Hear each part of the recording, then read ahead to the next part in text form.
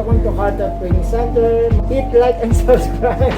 Hey guys, what's up? It's Reese Bits and Pieces. So anyone here who's planning to take BLS or ACLS? So I'm here at Up Training Center for my BLS and ACLS training. So I paid for 3,500 here. So they are Ashi certified. So later on I'll be expecting some certificates. So this is where you can find the place. You have to look for a peach building along P Campa. It's actually very easy to see. And you have to go to the 4th floor to go to the specific training center. For those of you who don't know BLS and ACLS, BLS is basic life support and ACLS means advanced cardiac life support.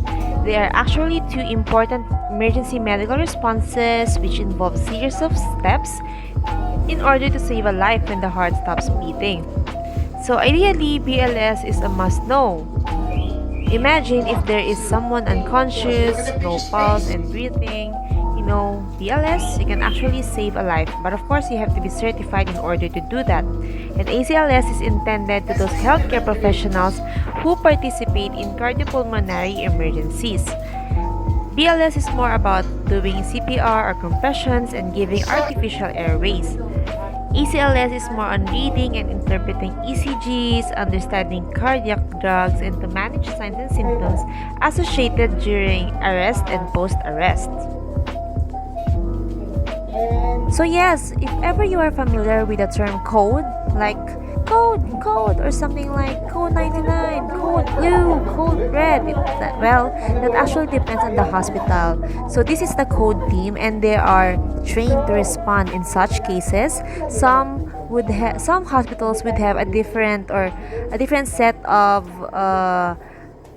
personnel for that who will come along, and other would be having the same personnel on the same unit. So yes. For the certification programs, we have AHA, or the American Heart Association, and ASHI, or the American Safety and Health Institute. So the question now is whether we should take AHA or ASHI. So my disclaimer to you guys is that I will share my thoughts and experience here, and I will also share my research, and I should leave the decision for you guys. By the way, I only took AHA twice already, and that was during nursing and before clerkship, and this is my first ACLS. Okay, so let's go back to AHA. AHA is accepted everywhere. It is actually recommended, especially for healthcare professionals and allied health professionals. Some organizations actually will not accept ASHI, as they say. And AHA is older, bigger, and more recognized than ASHI. So as for ASHI, the ACLS program actually conforms to the AHA guidelines, updates, CPR, and ECC. So it only means that it actually follows AHA. And both of them are valid for 2 years and both are done for 2 days. So when I research more about it, it actually depends on your employer whether they are specific that they want you to get AHA. So go get AHA. But if not, you can probably get some ASHI. So another thing here is that the cost of the training fee, which is my major deciding factor. ASHI classes are usually less expensive than those of AHA.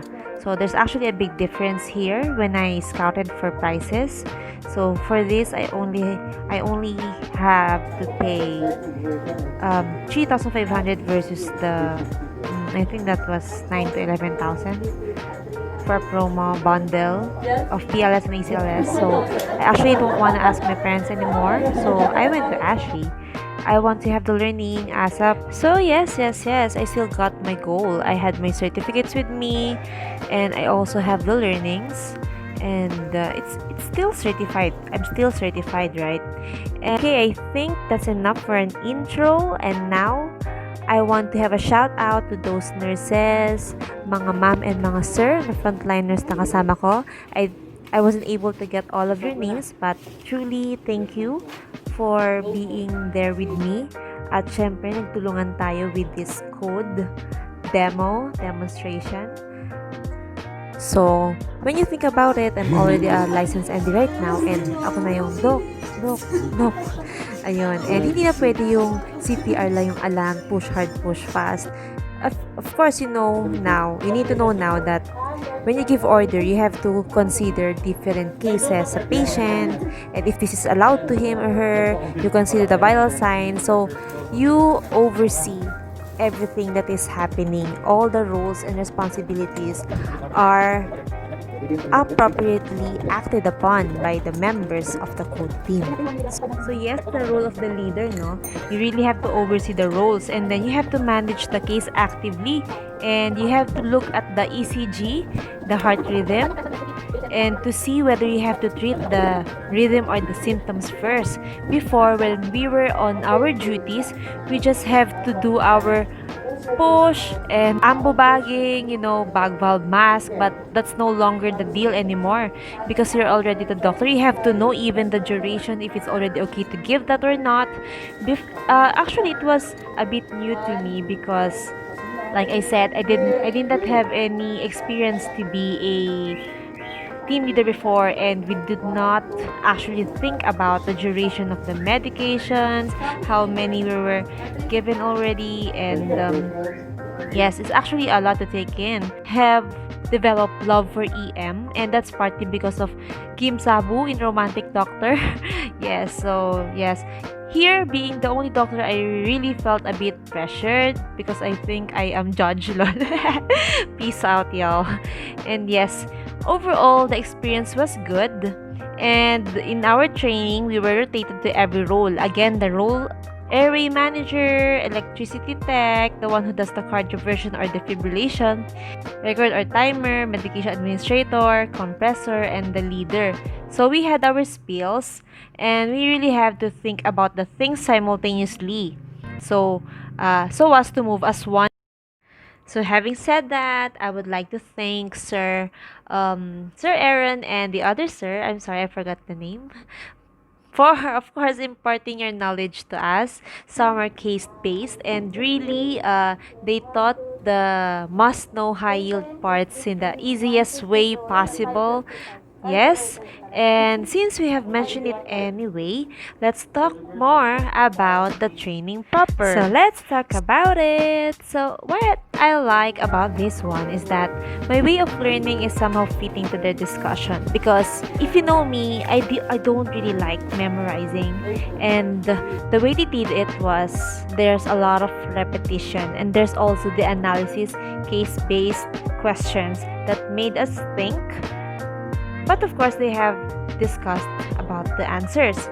So the thing here is, I did not need to create such mnemonics because they were already taught to us. So it saved more time, and it's easier for us to follow the discussion. And it did make sense, and yeah, the thing got easier.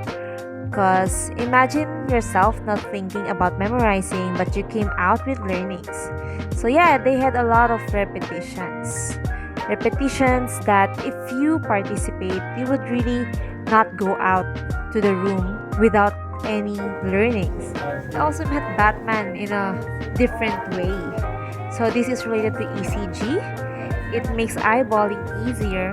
So if you want to know that, you really have to go in their class. And they also provided handouts from AHA guidelines.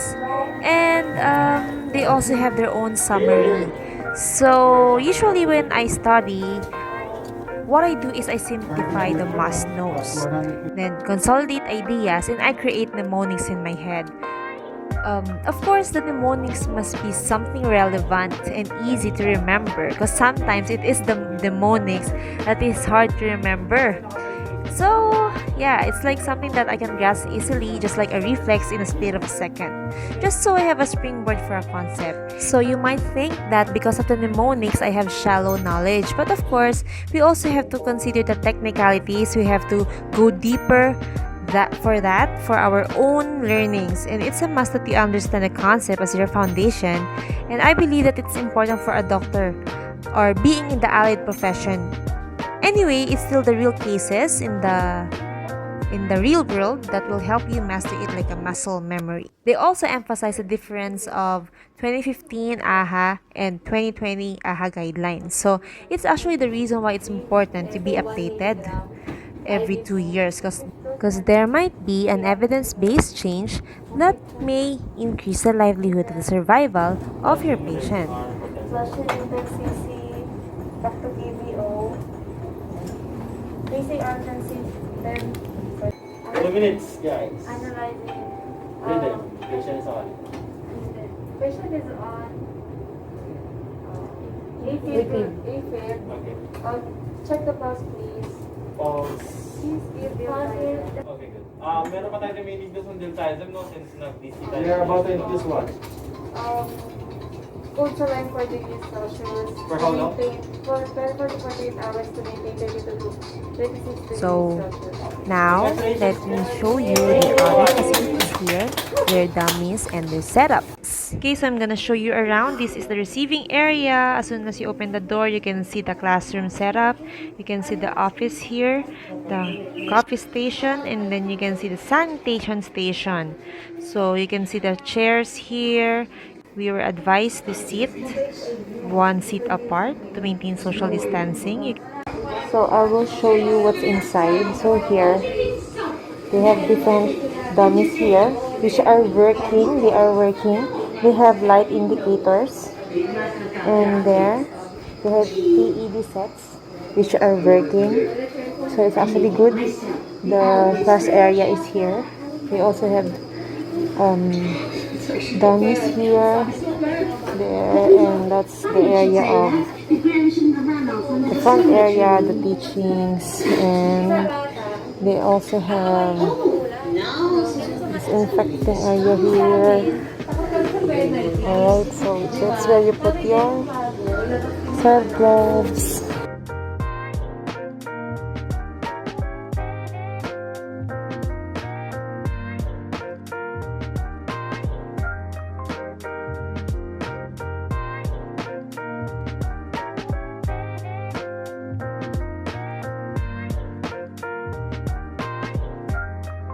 Hi, hello. Welcome to Heart of Training Center. My name is Aaron Yorba. We are offering courses in BLS and ACLS as well as in phlebotomy, weight-based and advanced IVT. We also offer telemetry course that's from basic to advanced ECG and 12-week ECG. We also offer RSI, that's rapid sequence intubations if you're interested. So check our schedules for the months of January to March 2021. Okay. Happy New Year! Thank you. Subscribe. Okay, like our Facebook page, Heart of Training Center. So